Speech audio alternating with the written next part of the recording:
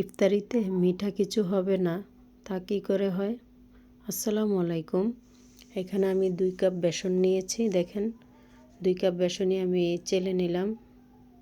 আমি এক এক করে 2 কাপ বেসন চেলে নেওয়া হয়েছে। এখন আমি যেই দানা দানা জিনিসগুলো ছিল ওগুলো ফেলে দিলাম। এখন ওই যেই কাপে আমি বেসন নিয়েছি ওই কাপে আমি 1.25 কাপ পানি মেপে নিলাম।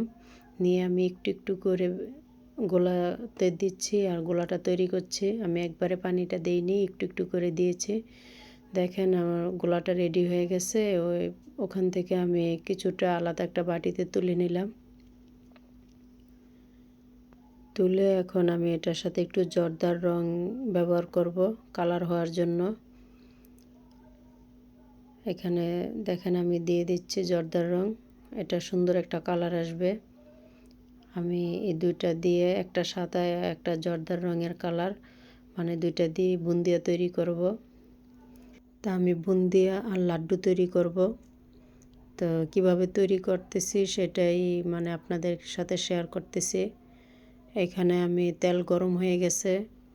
তেলের মধ্যে উপরে একটা ছাঁকনি, ছিদ্র ছিদ্র ছাঁকনি দিয়ে আপনি ওটা তৈরি করতে পারবেন। আপনি দেখতেই পাচ্ছেন যে আমি কিভাবে তৈরি করছি।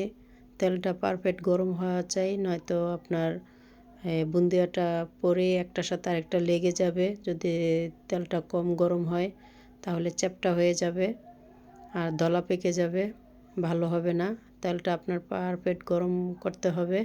তারপরে এই ছাঁকনির মধ্যে দিয়ে এভাবে ধরে রাখতে হবে। একাই পড়বে, সুন্দর পরে উপরের দিকে ভেসে আসবে। তেলটা গরম সুন্দর মতো গরম হলেই আর কোনো ঝামেলা হয় না। দেখেন কত সুন্দর মতো বুন্দিয়াগুলো হয়ে যাচ্ছে। আর যখনই আপনি ছাঁকনিটার মধ্যে বুন্দিয়া দিবেন, যতবারই দিবেন ততবারই এটা পরিষ্কার করে নিতে হবে। ভালো করে পরিষ্কার করে না নিলে আপনার বুন্দিয়াটা পড়বে না। আর যদিও পরে একটু লম্বা আকৃতির হয়ে যায়, ভালো আসে না। এজন্য আপনাকে একটু পরিষ্কার করে করে তারপরে ইউজ করতে হবে। দেখেন এখন আমি কালারটা যেটা রং মিশাইছিলাম ওটা ভেজে ফেললাম। বুন্দিয়াগুলো ভাজা হয়ে গেছে। তা আরেকবার কালারটা দিয়ে দেখাচ্ছি। এগুলো তুলে নিয়ে আমি আরেকবার দেখিয়ে দিব যে কত সুন্দর করে বল বল আকৃতি ভাবে পড়তেছে। একদম তেলের মধ্যে পরেই ভেসে যাচ্ছে, দেখতে কত ভালো লাগতেছে।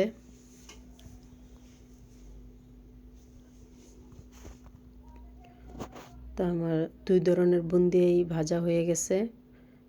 দেখেন কত সুন্দর লাগতেছে, একদম ফুলকো ফুলকো দুইটাই, কত সুন্দর হয়েছে।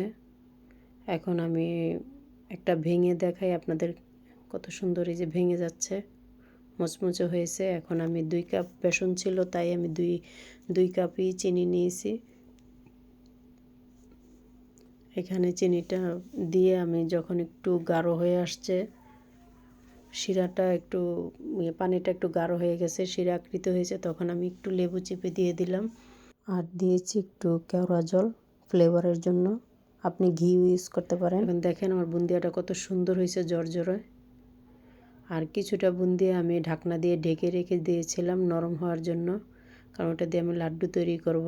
এই দেখেন আমার ছেলে খুব লাড্ডু পছন্দ করে, তাই আমি ভাবলাম যে বুন্দিয়া যেহেতু তৈরি করতেছি তাহলে একটু লাড্ডুও তৈরি করি, তাই দুইটাই তৈরি করলাম।